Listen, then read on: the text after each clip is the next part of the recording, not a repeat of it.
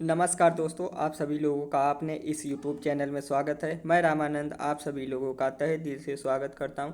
आज इस क्लास में हम लोग भौतिक विज्ञान के उत्तोलक चैप्टर को पढ़ेंगे। तो चलिए स्टार्ट करते हैं। स्टार्ट करेंगे हम लोग उत्तोलक से।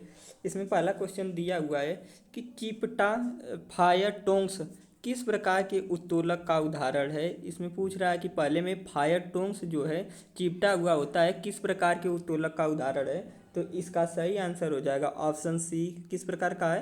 तृतीय प्रकार का है। नेक्स्ट क्वेश्चन हम लोग देखेंगे, मशीन की दक्षता होती है। तो इसमें दूसरा क्वेश्चन पूछा हुआ है कि मशीन की दक्षता कितनी होती है। तो मशीन की दक्षता कितनी होती है? 100% से कम। कितनी होती है? 100% से कम। नेक्स्ट क्वेश्चन हम लोग देखेंगे। तीसरा क्वेश्चन इसमें दिया हुआ है कि उत्तोलक किस सिद्धांत पर कार्य करता है। तो उत्तोलक किस सिद्धांत पे कार्य करता है। तो इसका सही आंसर क्या हो जाएगा? ऑप्शन 3 आर्कमिडीज के सिद्धांत पे काम करता है। उत्तोलक किसके सिद्धांत पे काम करता है? आर्कमिडीज के सिद्धांत पे काम करता है। नेक्स्ट क्वेश्चन देखेंगे, क्वेश्चन नंबर 4 हम लोग देखेंगे। इसमें है कि यह भार W और क्या दिया है, प्रयास P है, तो यांत्रिकीय लाभ क्या होगा। तो इसमें पूछ रहा है कि यहाँ पे प्रयास P है और भार W है, तो यांत्रिकीय लाभ क्या होगा। तो यांत्रिकीय लाभ, तो इसमें सही आंसर क्या हो जाएगा? यांत्रिकीय लाभ क्या हो जाएगा? W/P। कितना हो जाएगा? W/P यांत्रिकीय लाभ। नेक्स्ट क्वेश्चन हम लोग देखेंगे। अगला क्वेश्चन इसमें दिया हुआ है, निम्नलिखित में से कौन सा श्रेणी वन लीवर का उदाहरण है। इसमें क्वेश्चन है कि निम्नलिखित में से कौन सा श्रेणी वन का उदाहरण है। तो इसमें क्या हो जाएगा? इसका सही आंसर क्या हो जाएगा? Option A plier. क्या है? ऑप्शन ए प्लायर क्या है कि प्रथम श्रेणी का उदाहरण है। नेक्स्ट क्वेश्चन हम लोग देख लेंगे, निम्नलिखित में से यांत्रिकीय लाभ के लिए सही है। तो इसमें पूछ रहा है कि इनमें से यांत्रिकीय लाभ के लिए सही हो, तो क्या हो जाएगा? Option B. क्या हो जाएगा? भार अपान आयास। क्या हो जाएगा? भार भार अपान आयास क्या हो जाएगा? यांत्रिकीय लाभ। यांत्रिकीय लाभ बराबर क्या हो जाएगा? भार अपान आयास। नेक्स्ट क्वेश्चन हम लोग देखेंगे। अगला क्वेश्चन है, निम्न में कौन सा प्रथम श्रेणी का उत्तोलक है।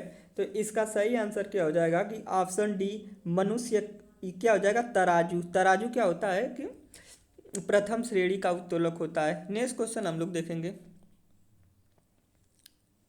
नेक्स्ट क्वेश्चन इसमें हम लोग पढ़ेंगे न्यूटन के गति के नियम और क्या चीज़, घर्षण। इसमें हम लोग आगे क्या पढ़ेंगे? न्यूटन के गति का नियम और घर्षण। तो चलिए स्टार्ट करते हैं। इसमें पहला क्वेश्चन दिया हुआ है कि जब एक दूसरे के संपर्क में आए विपृष्ठ सापेक्ष गति करे या गति करने की प्रवृत्ति रखे, तो क्या हो जाएगा? घर्षण बल क्या होगा। तो इसमें पहला क्वेश्चन हम लोग क्या है कि जब एक दूसरे के संपर्क में आए विपरीत सापेक्ष गति करे या गति करने की प्रवृत्ति रखे, तो घर्षण बल क्या होगा। तो इसका सही आंसर क्या हो जाएगा कि पानी से भरी बाल्टी की पेदी पर रखी गेंद पर घर्षण जो होता है वो क्या होता है? सापेक्ष गति या गति करने की प्रवृत्ति को।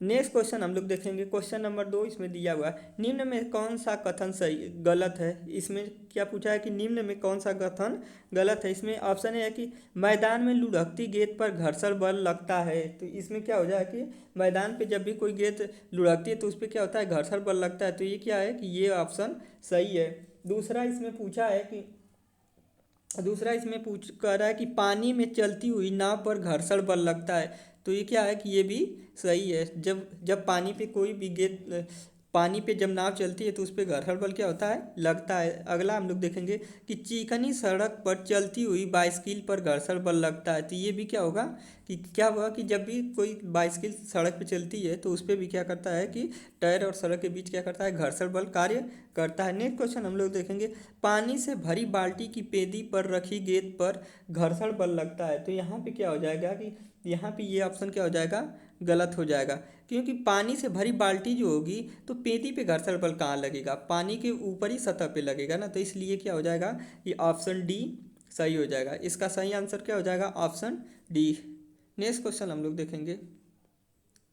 अगला क्वेश्चन इसमें दिया हुआ कि किस पिंड का जड़त्व किसी पिंड का जड़त्व इसमें पूछा होता है, तो इसका सही आंसर क्या हो जाएगा? ऑप्शन सी, उसकी गति की अवस्था में परिवर्तन को प्रतिरोधकता। जब भी कोई वस्तु गति करती है, उसकी अवस्था में जो प्रतिरोध होता है उसी को हम लोग क्या कहते हैं? जड़त्व कहते हैं।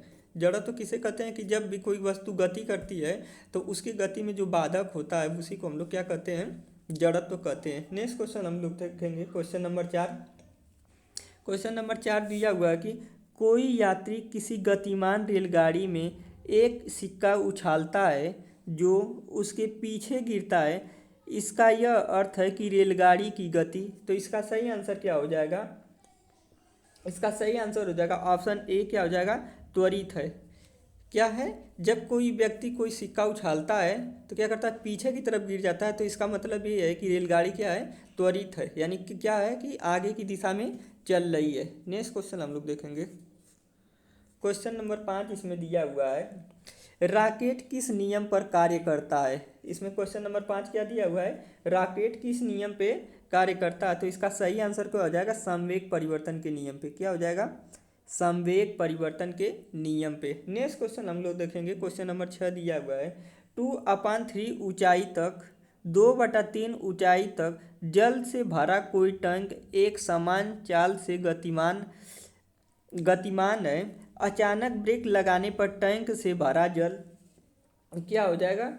अचानक ब्रेक लगाने से टैंक से भरा जल क्या हो जाएगा? आगे की ओर गति करेगा। क्या करेगा? आगे की ओर गति करेगा। इसमें क्वेश्चन है कि जैसे 2/3 ऊंचाई तक जल से भरा कोई टैंक एक समान चाल से क्या कर रहा है? गतिमान है। अचानक ब्रेक लगाने पर क्या होगा? टैंक से भरा जल, जब हम अचानक ब्रेक लगाएंगे, जैसे कोई जल क्या है? स्थिर अवस्था में है, लेकिन जब अचानक ब्रेक लगाएंगे तो क्या हो जाएगा? आगे की तरफ इस प्रकार क्या हो जाएगा?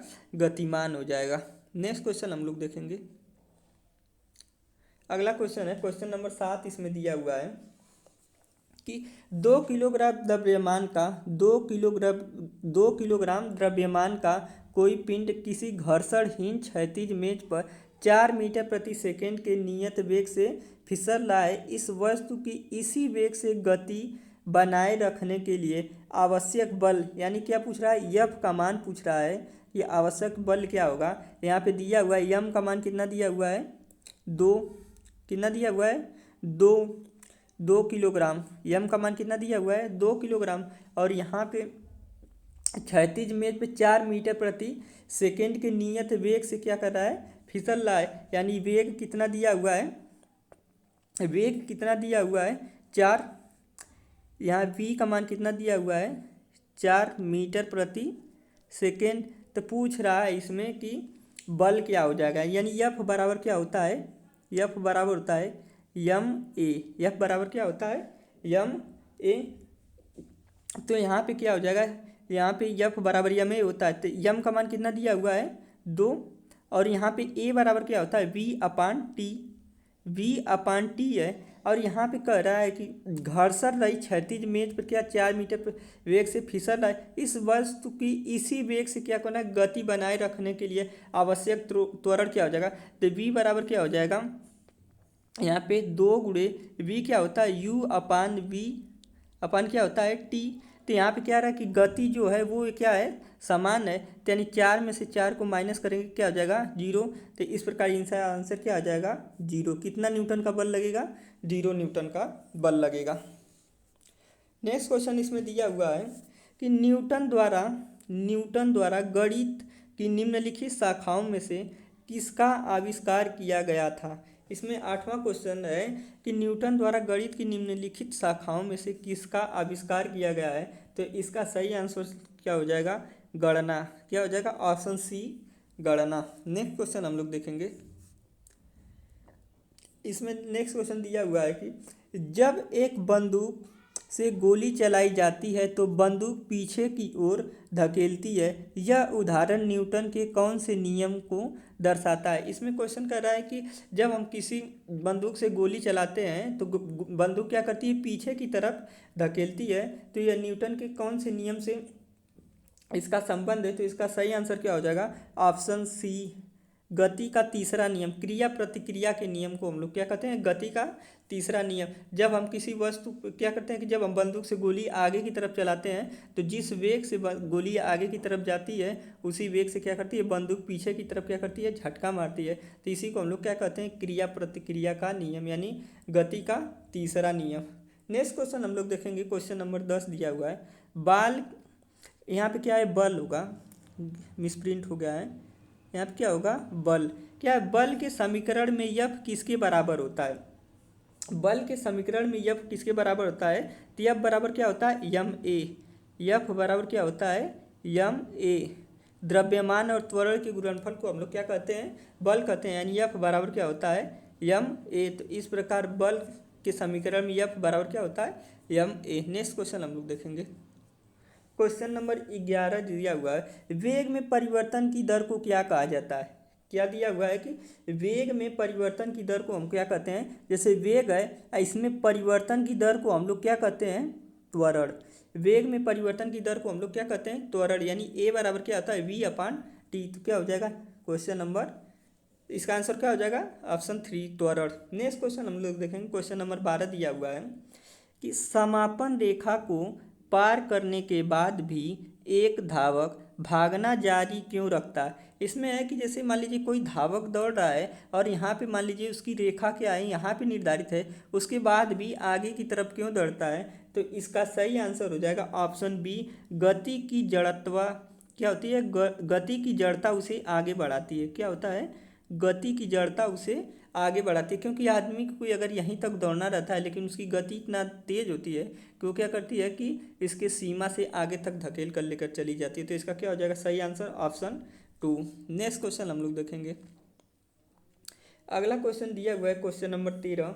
इसमें दिया हुआ है बल की परिभाषा को किसके आधार पर व्याख्यायित किया जाता है। तो बल की परिभाषा को किससे व्याख्यायित किया जाता है, न्यूटन के गति का पहला नियम।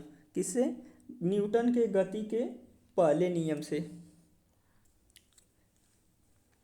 नेक्स्ट क्वेश्चन हम लोग देखेंगे, क्वेश्चन नंबर 14 दिया हुआ है, निम्न में से किस राशि का मान स्थान बदलने पर भी परिवर्तित नहीं होता है। इसमें क्या है कि निम्न में से किस राशि का मान क्या है कि स्थान बदलने पे भी क्या होता है, परिवर्तित नहीं होता। तो वो क्या होता है, द्रव्यमान।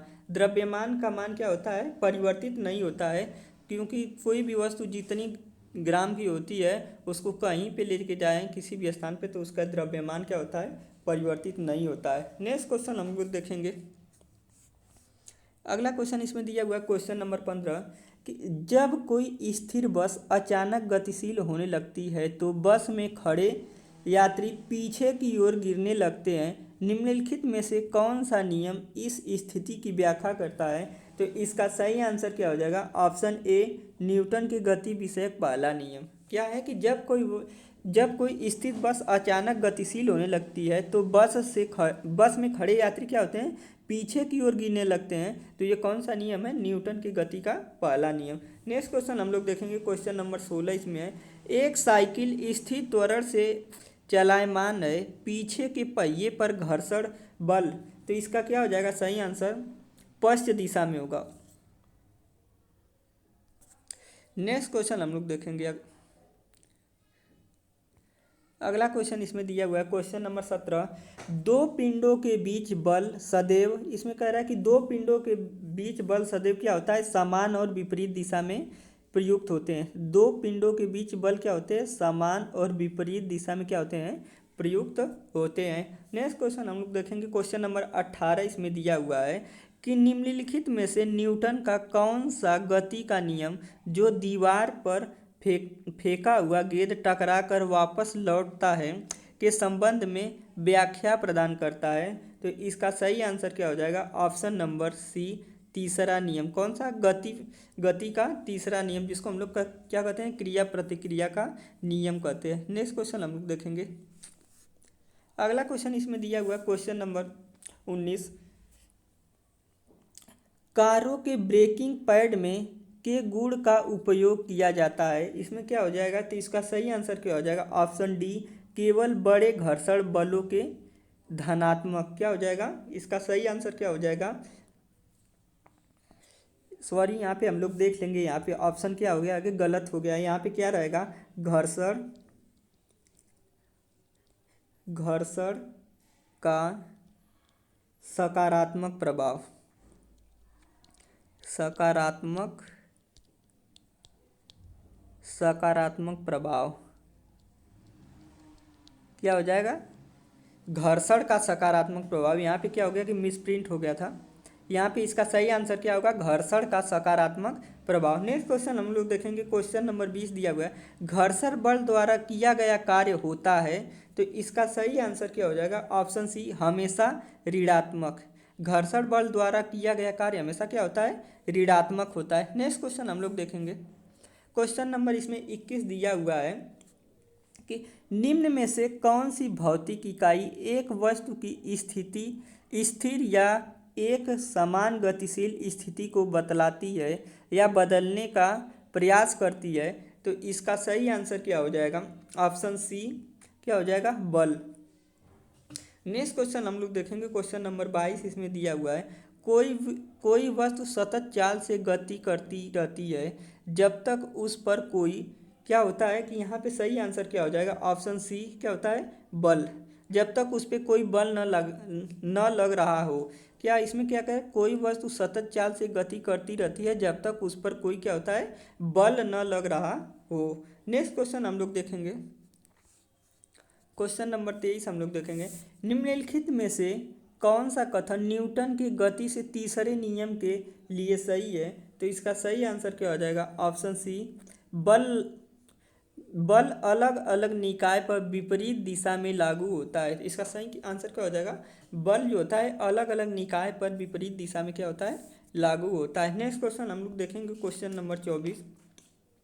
क्वेश्चन नंबर 24 दिया हुआ है कि जब एक नाविक आगे की दिशा में कूदता है तब नाव पीछे की तरफ हट जाती है। यह उदाहरण न्यूटन के कौन से नियम को दर्शाता है। तो इसका सही आंसर क्या हो जाएगा, ऑप्शन सी, गति का तीसरा नियम। कौन सा, क्रिया प्रतिक्रिया का नियम। जब हम क्या करते हैं कि नाव, इस प्रकार की नाव को जब हम क्या करते हैं कि उतरने के लिए इधर पीछे की तरफ ढकेलते हैं, तब क्या होता है कि हम आगे की तरफ जाते हैं। तो इस प्रकार आदमी क्या होता है कि आगे की तरफ जाता है तो नाव को क्या करता है, पैर से पीछे की तरफ धकेलता है। तो इसको हम लोग क्या कहते हैं, न्यूटन का तीसरा नियम, क्रिया प्रतिक्रिया का नियम। नेक्स्ट क्वेश्चन हम लोग देखेंगे, क्वेश्चन नंबर इसमें 25 दिया हुआ है कि रॉकेट लॉन्चिंग कौन से नियम पर आधारित है। तो इसका सही आंसर हो जाएगा ऑप्शन ए, न्यूटन के गति का तृतीय नियम। क्या होता है, न्यूटन के गति का तीसरा नियम। रॉकेट क्या होता है कि रॉकेट से धुआं जो होता है नीचे की तरफ आता है और क्या होता है, रॉकेट ऊपर की तरफ जाता है। तो ये क्या होता है, क्रिया प्रतिक्रिया के नियम पे क्या होता है, चलता है। तो इस प्रकार इसका सही आंसर क्या हो जाएगा, ऑप्शन ए, न्यूटन के गति का तृतीय नियम। नेक्स्ट क्वेश्चन हम लोग देखेंगे, क्वेश्चन नंबर 26, न्यूटन के गति के नियमों का प्रकाशन वर्ष क्या था। इसमें इसका है कि न्यूटन के गति के नियमों का प्रकाशन वर्ष क्या था। तो इसका सही आंसर हो जाएगा ऑप्शन डी, 1687। इसका क्या हो जाएगा, 1687 में क्या हुआ था कि न्यूटन की गति के नियमों का प्रकाशन किया गया था। नेक्स्ट क्वेश्चन हम लोग देखेंगे, क्वेश्चन नंबर 27 दिया हुआ है। इसमें दिया हुआ कि न्यूटन का गति का तीसरा नियम निम्नलिखित में से किस स्थितियों पर लागू होता है। तो इसका सही आंसर हो जाएगा ऑप्शन ए, जब कोई व्यक्ति नाव से नदी के किनारे कूदता है तो नाव क्या होता है, पीछे की ओर जाती है। तो इसका सही आंसर क्या हो जाएगा, ऑप्शन ए, क्योंकि जब भी आदमी कोई नाव से उतरता है तो नाव को क्या करता है, अपने पैरों से पीछे की तरफ धकेलता है और अपने क्या होता है, आगे चला जाता है। नेक्स्ट क्वेश्चन इसमें है, क्वेश्चन नंबर 28 कि एक 70 kg का आदमी 50 न्यूटन के बल से एक 50 kg के आदमी को क्या करता है, धक्का देता है। 50 kg के आदमी को धक्का देता है तो 50 kg वाले आदमी ने दूसरे व्यक्ति को कितने बल से क्या किया है, धकेला है। तो इसका सही आंसर क्या हो जाएगा, option A, 50 Newton. Next question हम लोग देखेंगे, नेक्स्ट क्वेश्चन है कि गति का दूसरा नियम से संबंधित है। क्या है, गति का दूसरा नियम संबंधित है। तो इसका सही आंसर हो जाएगा ऑप्शन डी, किससे, संवेग से। यहाँ क्या होता है, यम वी से क्या होता है, यम वी से क्या होता है, संबंधित होता है। क्या होता है? यम वी। संवेग क्या होता है? संवेग बराबर क्या होता है? यम और वी। तो यही वेग परिवर्तन की दर को हम लोग क्या कहते हैं? त्वरण। तो इस प्रकार यम बराबर क्या हो जाता है? यम ए। तो इस प्रकार क्या होता है कि गति का दूसरा नियम किससे संबंधित है? संवेग से। नेक्स्ट क्वेश्चन हम लोग देखेंगे, क्वेश्चन नंबर 30 इसमें दिया हुआ है कि एक ऊंची छलांग लगाने वाला व्यक्ति ऊंची छलांग से पहले कुछ समय तक दौड़ता है ताकि का जड़त्व उसे लंबी छलांग लगाने में मदद करे। तो ये क्या हो जाएगा? इसका सही आंसर क्या हो जाएगा? ऑप्शन डी, गति। इसका सही आंसर क्या हो जाएगा? ऑप्शन डी, गति। यहाँ पे क्या हो जाएगा? गति। तो आज हम लोग यहीं तक पढ़ेंगे। कल की क्लास में हम लोग अगला अध्याय करेंगे। यदि सेशन अच्छा लगे तो लाइक, सब्सक्राइब और शेयर जरूर करें। धन्यवाद।